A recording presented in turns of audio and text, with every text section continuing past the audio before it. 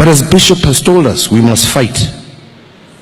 And we have to fight those forces that prevent us from achieving our dream.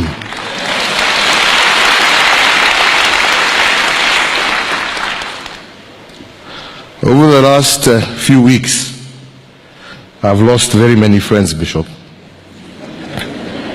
Because I've been receiving so many calls that, you know, how can you just sit there and watch all this destruction going on?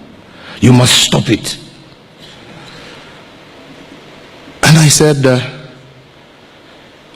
well, it's difficult to stop. It's difficult to stop not because we love to destroy, but because we must fight impunity.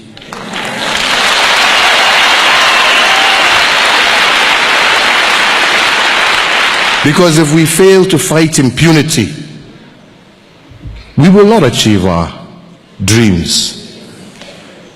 And a time has come for us to fight impunity.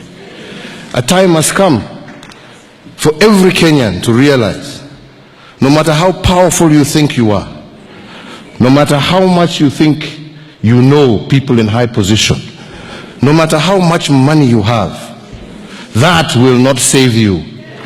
That will not save you.